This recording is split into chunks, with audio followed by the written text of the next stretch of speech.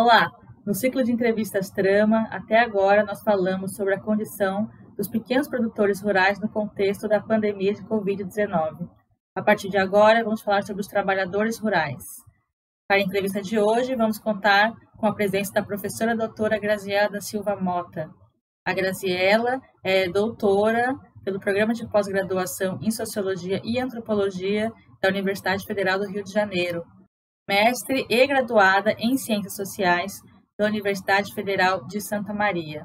Atualmente, ela é professora no Instituto Federal Farroupilha.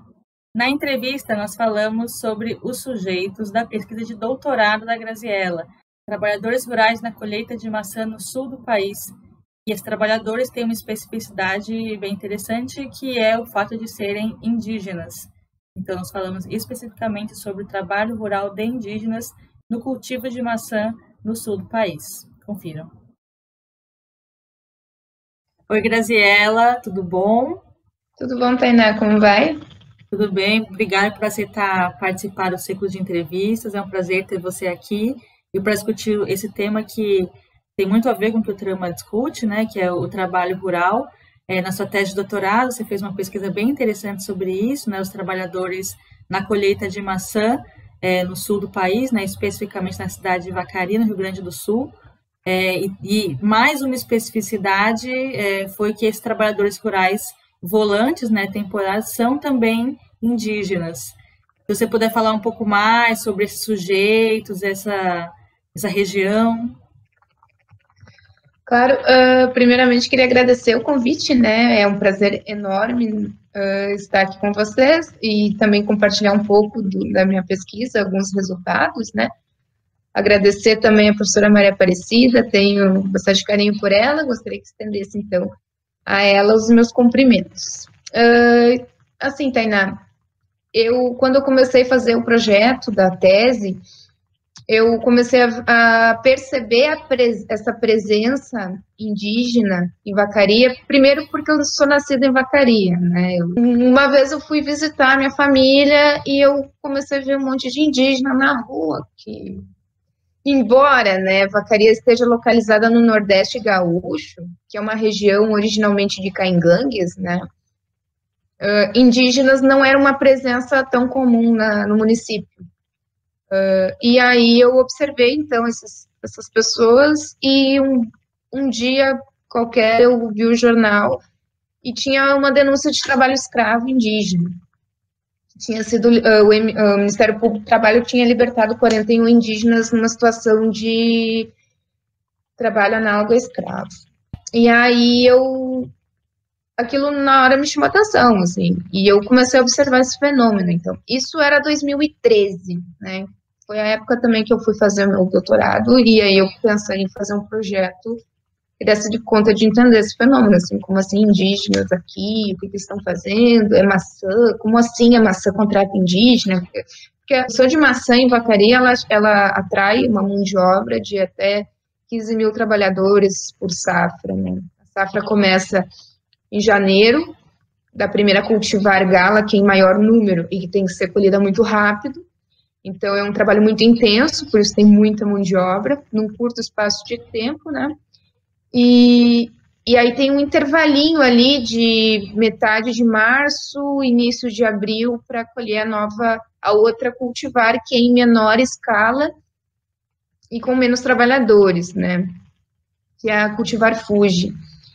Então, na pesquisa, eu comecei a perceber que esses indígenas, os caingangues, né, que é uma etnia que já existe no Rio Grande do Sul, além dos guaranis embiás, que ficam mais na região do litoral, né, já participavam dos trabalhos de pomar. Eu vou chamar dos trabalhos de pomar aqueles trabalhos que são executados mais no campo mesmo, que é a colheita, o raleio, que é a retirada dos frutos excedentes do galho, para que as outras frutas que permanecem tenham maior qualidade, né?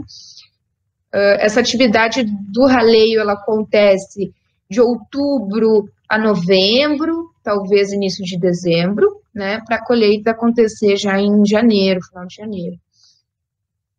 Então, essa atividade do raleio também atraía um bom quantitativo de trabalhadores, tão grande quanto a colheita, né? Então, já ali, os documentos que eu tive acesso, eu percebi que os caingangues trabalhavam muito nos anos 90, começou uma intensificação, assim, dos caingangues.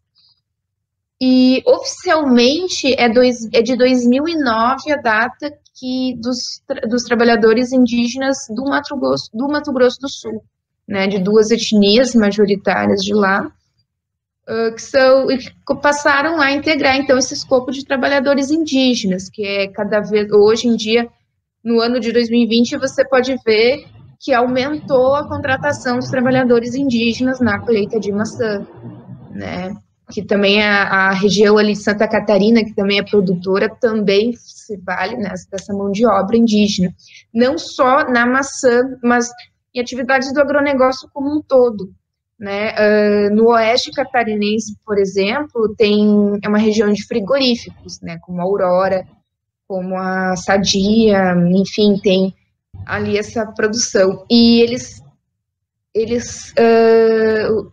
os trabalhadores caingangues também acho que os Choclen também, eles são contratados por esses frigoríficos para trabalhar, né? No caso da maçã, esses trabalhadores, então, eles do Mato Grosso, eles passaram a se intensificar em 2009, que é uma data, entre aspas, mais oficial possível para a vinda desses trabalhadores de outro estado, né? Percebi também que a opção, né, existia assim uma preferência pelos indígenas do Mato Grosso do Sul, do que os caingangues, por exemplo, né, porque o caingangue é aquela velha dicotomia do índio, entre aspas, né, que não é o correto chamar de índio, mas a visão do capitalismo, então, para esse índio, é o índio bravo e o índio manso, né, que é uma antiga dicotomia na literatura. Então, o caingangue, ele não é tão preferido assim, porque ele faz muita exigência, segundo os contratantes, eles fazem muita exigência, se você mandar um embora, a tribo toda vai embora, né, então, também tribo não é um nome adequado, mas queria deixar claro que eu estou falando do ponto de vista do capital nesse momento, né? Que não faz essa distinção de indígenas enquanto cultura e etnias distintas, né? Índio tudo igual, aquela coisa. Mas, então, essa preferência pelos trabalhadores indígenas do Mato Grosso, ela foi se consolidando ao longo desses últimos anos, aí, principalmente depois das denúncias de trabalho escravo, que foram bastante fortes ali no início da década de 2010, né, começou a ter muita denúncia, e a intervenção do Ministério Público do Trabalho foi de organizar, então, essas tensões, né, de conflitos aí no trabalho. Eles criaram, então, uma entidade, né, a FUNTRAB, que é lá no Mato Grosso do Sul, e composta por alguns segmentos da sociedade, inclusive o Ministério Público do Trabalho, que eles organizam os trabalhadores que vão, então, se deslocar. Então, eles organizaram todo o deslocamento, a permanência desse trabalhador, né, de uma maneira, juntando, inclusive, as empresas que contratam. Me parece que são 9 empresas entre Vacaria e Santa Catarina, que contratam essa mão de obra indígena, que tem um contrato, digamos assim, uma negociação anual com 15 aldeias do Mato Grosso do Sul, né? Então, cada ano aumenta. Eu acredito, já aconteceu de observar um número de 4.000 indígenas, né? Todos jovens, enfim, idade ativa. Então, eu percebi que virou um fenômeno, né, esse trabalhador indígena, né, na cadeia produtiva da maçã, e não só na cadeia produtiva da maçã, né, como no frigorífico, na colheita da cebola, né, eu tive contato com outra pesquisadora que também está estudando os caingangues que colhem cebola aqui na região também do Nordeste gaúcho. batata, alho, bastante. Inclusive, as empresas de maçã também produzem alho, né? Outras, eles acabam fazendo esse rodízio, né, sazonal desses mesmos trabalhadores, muitas vezes, né? Então, eu poderia dizer com certeza que tem um fenômeno aí de busca por trabalhadores indígenas, porque eles não se deslocam sozinhos até o local de trabalho, né? Eles são trazidos, né? E para que aconteça essa fusão aí de empregador e trabalhador indígena, você tem uma cadeia de intermediários, né? Entre eles, que pode ser o cacique, o cabeçante, né, da parte indígena, e o empreiteiro. Então, tu tem o intermediário da empresa, os intermediários indígenas, que você não vai ter contato direto de trabalhador com a empresa, né? No entanto, não é tão bem visto assim por alguns segmentos institucionais, até alguns membros da FUNAI com quem eu conversei, eles não veem com bons olhos essa parceria, porque alguns entendem que é mais uma fachada, né, para esconder coisas que acontecem, que não são reveladas, para passar como essa coisa tão estranha, passar como algo organizado, ajustado, né?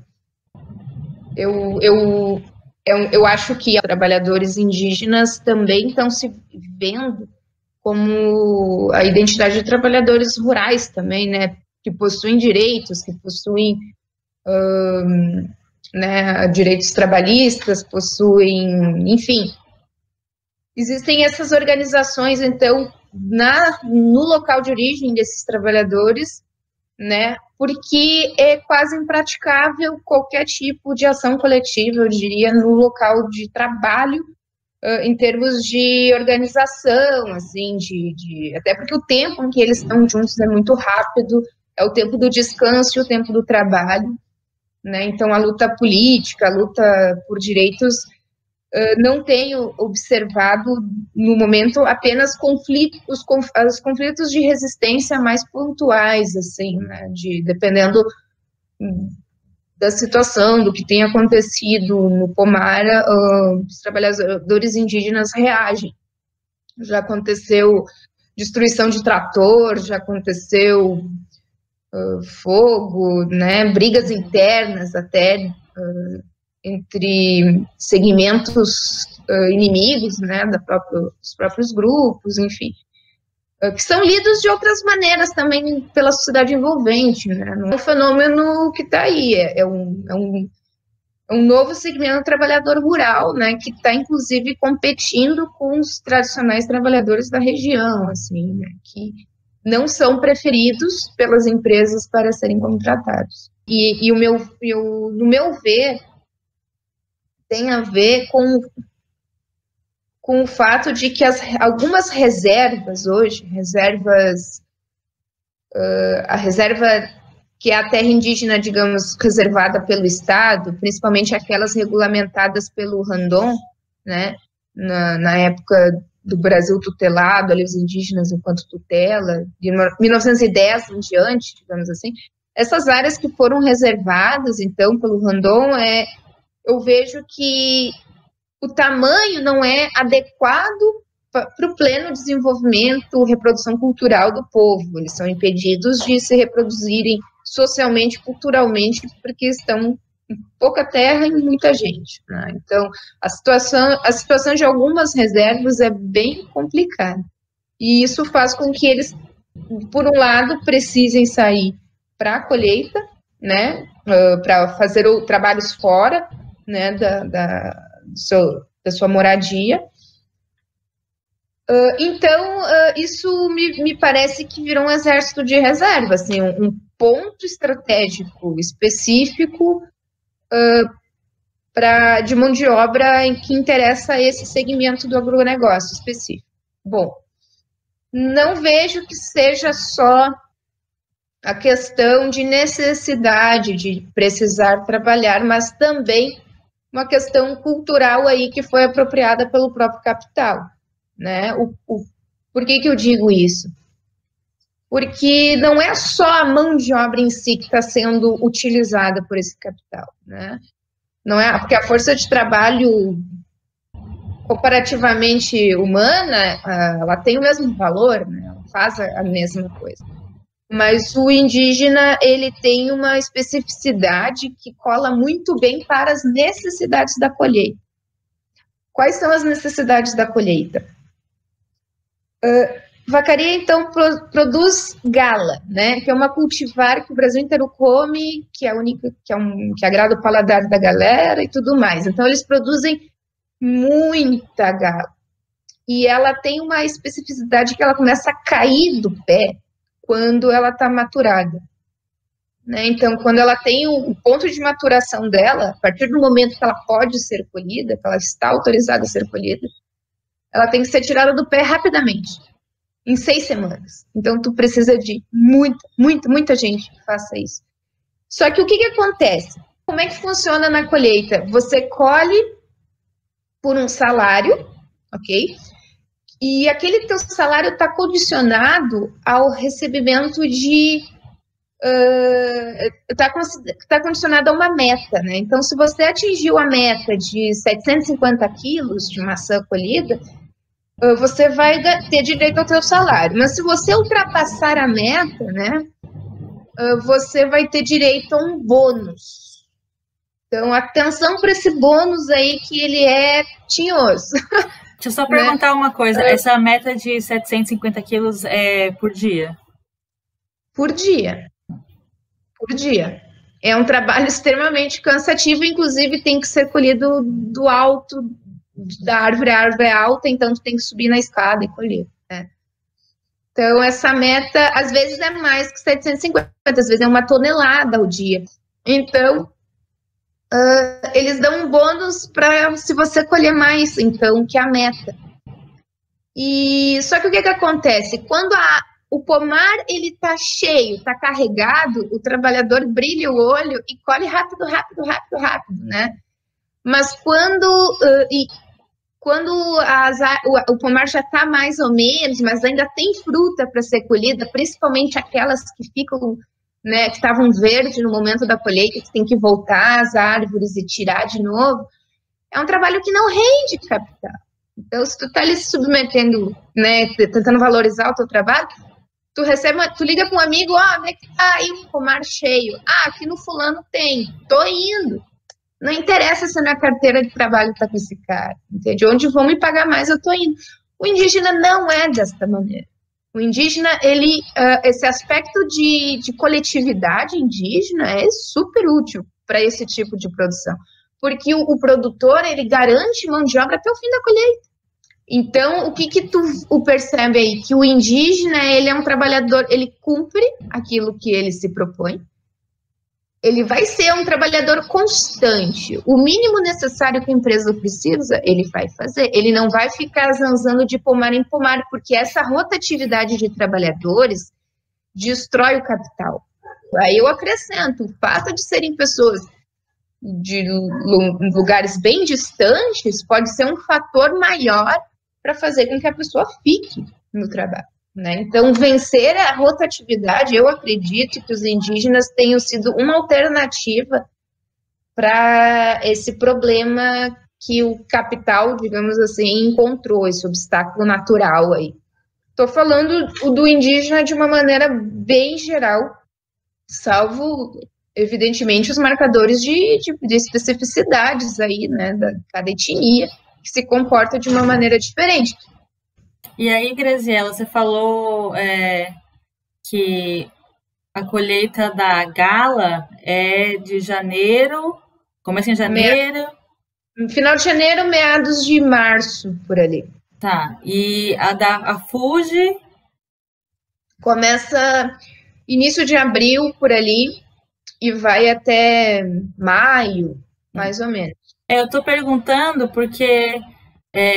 pensando nesse contexto da pandemia de Covid-19, das recomendações de isolamento, a gente sabe que as cadeias do agronegócio não pararam, né? Até porque a comida continua aparecendo nos mercados, nos lugares todos. E eu fiquei pensando um pouco nisso, né? Então, se os trabalhadores vão até os locais de colheita, continuaram indo, né? Esses trabalhadores indígenas continuaram indo até essas cidades específicas de colheita, mas eles voltaram também para as aldeias, enfim, como que está essa questão da contaminação, porque você observou lá os Caigangue, né, que você falou, mas também na sua tese você fala dos Terena e dos Guarani Kaiowá, né, do Mato Grosso do Sul. Você tem alguma informação sobre a contaminação desses grupos? Esse trabalho continua acontecendo? Teve algum tipo de medida de segurança, enfim?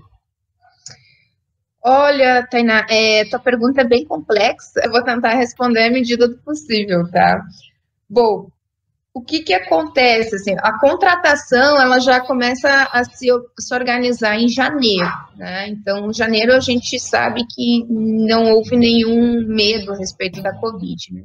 Então, se organiza toda essa contratação, vai um mundo de ônibus para o Mato Grosso do Sul e traz todos aqueles trabalhadores que já vão se manter alojados pouco tempo antes do início da colheita, que afinal que já é início ali de fevereiro, final de janeiro, coincide essa mesma época, assim. E aí, nesse momento, então, tu já começou a colheita e você não tem ainda a pandemia, né, que explodiu aí. Então, essas pessoas que começaram a trabalhar, os dados que eu tenho, as informações que eu tenho, assim, que não são informações de pesquisa, mas informações mais informais mesmo, é que se manteve, então, a colheita e as notícias mostram que, inclusive, foi recorde, foi de exportação de maçã e tal. Então, a colheita aconteceu, né? Então, os pomares já devem estar, nesse momento, fazendo a poda, né, para começar um novo ciclo aí. Mas, então, esses trabalhadores, até onde eu sei, se manteram colhendo até o final, né? Mas não foi tão simples assim, porque os alojamentos são espaços onde tem muitas pessoas, né? Então, você tem gente do Brasil inteiro, não são só os indígenas, né, mas muitos outros trabalhadores que também colhem laranja, que também, né, são do plantio da cana e tal. Então, essas pessoas ficaram provavelmente alojadas. Existem pomares que, como eles não têm a construção do alojamento, eles são obrigados a contratar mão de obra local, né, dos trabalhadores do município e região. Então, há uma circulação aí muito maior do que os alojados. O que eu sou... E também tem outro problema, eu vou te mostrar os problemas para poder te responder. Tem empresas que contratam indígenas, mas não declaram isso, né? Tem empresas que não quiseram fazer parte da organização, aquela que eu citei no início da entrevista, mas contratam indígenas, porque a fiscalização desses trabalhadores é quase impossível ser na totalidade, né? Uma fiscalização do trabalho. Ali tem Vacaria e tem cidades nos arredores, né? Eu sei de um caso de um trabalhador indígena que foi contaminado e foi diagnosticado com Covid, mas não houve aí o isolamento correto do trabalhador, até porque ele foi devolvido ao alojamento e, inclusive, saiu do alojamento, transitou na cidade, no município, retornou ao alojamento. Então, tem muito caso de sobrenotificação também, que a gente sabe que o problema é maior do que a gente calcula, ou tem conhecimento, mas também, informalmente, houve uma triagem, assim, de testes rápidos em algumas empresas, e muitas delas estavam atestando a contaminação, né, por Covid. Então, eu acho que os efeitos foram bastante devastadores, porque algumas aldeias com quem eu tenho contato também, os trabalhadores, as pessoas contaminadas estavam até sendo tratadas com cloroquina, sabe? Então, a situação vai dar muito assunto ainda, porque a gente não tem dimensão, né, da situação dessas pessoas, como é que vai ser agora nesse momento, eles retornaram para suas casas, provavelmente não teve um número baixo de contaminação, eu acredito, e são os grupos mais vulneráveis, né, inclusive tem várias campanhas para ajudar, né, esses povos, porque não estão dando conta do problema nesse momento, e são os mais atingidos, né, são os mais vulneráveis. Enfim, a colheita eu sei que ela não cessou, ela não parou, e ela teve bom desempenho. Teve muitas pessoas que eu sei que queriam voltar embora do trabalho, mas foram convencidas a ficar, né, ou pode ser, muitas vezes, querem ir embora, vão mesmo, não querem ficar. Né? Então, ainda está incipiente, né, sobre essa questão, mas ela já dá sinais de preocupação bastante grandes, assim, sabe? Principalmente com esses povos originários que não vivem numa situação confortável, muitos precisam trabalhar fora, né, do local de origem, então estão expostos, né, e não é, a maçã acabou agora, mas provavelmente vai começar alguma outra na sequência, né. Então, são dados bastante preocupantes, no meu ver, assim. E o problema da subnotificação, que a gente fica refém, né, de esclarecimentos, assim. Mas o alojamento, o número grande, né, de trabalhadores próximos na região em Vacaria, me parece que elevou bastante os números do município de casos de contaminação, e também o município 92% da população usa SUS, e eles têm programas especiais para atendimento de trabalhadores da colheita, né, porque a população não vê com bons olhos emprestar os seus serviços para a gente fora, né, porque o valor que vem do SUS para o município é um valor de acordo com o número de habitantes, aí você tem um acréscimo, né, então já está muito longe de ser precário, ao meu ver, o sistema de saúde de Vacaria me parece muito competente, assim, bastante,